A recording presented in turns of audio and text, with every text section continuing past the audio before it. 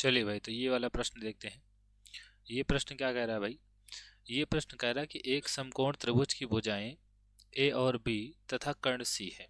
ठीक है, तो सबसे पहले एक समकोण त्रिभुज बना लेते हैं। तो एक समकोण त्रिभुज बना लेते हैं। तो ये एक समकोण त्रिभुज बन गया। ठीक भाई, ये एक समकोण त्रिभुज बन गया। इसमें कह रहा है कि एक भुजा ए है, तो इसको ए मान लेते हैं, इसको बी मान लेते हैं, और ये कर्ण जो है ये सी है।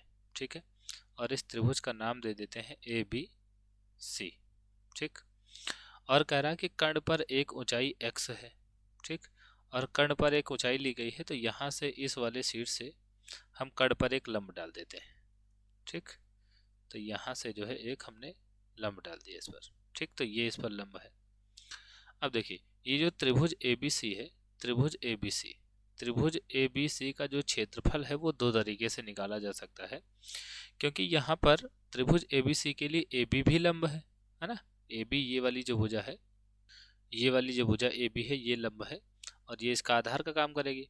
और दूसरी बात ये कह रहा था कि कर्ण पर एक ऊंचाई x है, तो ये वाली जो साइड है, अच्छा इसका नाम नहीं दिया हमने, ये ऊंचाई मान लो कि x है। ठीक है, ये ऊंचाई मान लिया कि x है, यहाँ दिया भी है ऊंचाई x है, तो ये वाली भी ऊंचाई का काम करेगी। तो उस समय हम आधार कौन मान लेंगे? आधार हम AC मान लेंगे। ठीक है, इसका मतलब त्रिभुज ABC का क्षेत्रफल दो तरीके से निकाला जा सकता है। जैसे अगर हम पहले निकालें त्रिभुज ABC का क्षेत्रफल, ठीक, त्रिभुज ABC का क्षेत्रफल क्या आएगा? 1/2 आधार, आधार क्या है? आधार अगर हम मान लें BC को, ठीक है, आधार अगर हम मान लें BC को, तो यहाँ पर हो जाएगा 1/2 BC गुणे AB। AB क्या है भाई? AB ये ऊंचाई है। ठीक है, समकोण त्रिभुज में एक ऊंचाई होता है, दूसरा आधार होता है। ठीक, तो ABC का क्षेत्रफल क्या आ जाएगा? ABC का क्षेत्रफल हो जाएगा 1/2, और BC की लंबाई क्या है? BC की लंबाई B है, और AB की लंबाई A है, तो ये हो जाएगा 1/2 AB। ठीक, तो ये जो है हो गया त्रिभुज ABC का क्षेत्रफल। ठीक, और इसको मान लेते हैं समीकरण नंबर 1। ठीक, और दूसरी बात देखिए भाई, इस बार त्रिभुज ABC का क्षेत्रफल कैसे निकालेंगे? इस बार हम लंब के लिए ये वाली भुजा इस्तेमाल करेंगे, ये BC। ठीक है, इस BC भुजा को लंब मानेंगे, और इस समय आधार क्या होगा? आधार होगा ये वाला AC। ठीक है, ये BC को लंब मानेंगे, और आधार क्या बनेगा भाई? तो इस समय आधार बनेगा ये AC। ठीक है, तो ABC का क्षेत्रफल निकालेंगे 1/2, और आधार, आधार क्या हो जाएगा भाई? आधार हो जाएगा AC। ठीक है, और ऊंचाई क्या हो जाएगी? ऊंचाई हो जाएगी BC। ठीक है, और यहाँ पर ये जो C है ये लंबाई है ना, जो C है ये लंबाई है, तो इस पॉइंट को हम D मान लेते हैं, है ना, इस पॉइंट को D मान लेते हैं, क्योंकि ये जो C है ये A से लेकर C तक की लंबाई है, ये पॉइंट नहीं है, तो इस पॉइंट को हमने D मान लिया। तो AC गुणे क्या हो जाएगा? BD हो जाएगा, है ना, AC गुणे BD हो जाएगा।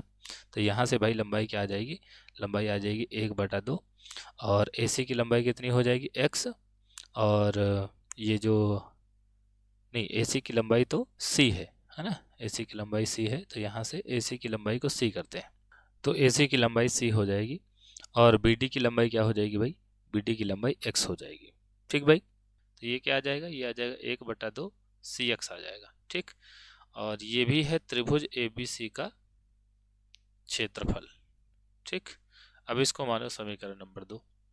अब यहाँ पर समीकरण 1 और 2 को ध्यान से देखो, इसका बायां पक्ष, इसका बायां पक्ष, यहाँ भी लिखा है ABC का क्षेत्रफल, यहाँ भी लिखा है ABC का क्षेत्रफल, इसका मतलब इसके बाएं पक्ष बराबर है, तो दाहिने पक्ष बराबर हो जाएंगे समीकरण 1 व 2 से। ठीक है, तो समीकरण 1 व 2 से, 1 व 2 से क्या हो जाएगा भाई?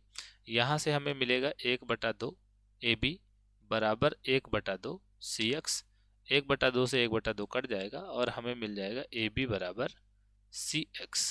ठीक, और यही हमें प्रूव करना था, तो यहाँ पर लिख देंगे इति सिद्धम, इति सिद्धम, यही हमें सिद्ध करना था कि AB बराबर क्या आएगा? CX आएगा। ठीक है भाई, तो आशा है आपको वीडियो समझ में आई होगी। धन्यवाद।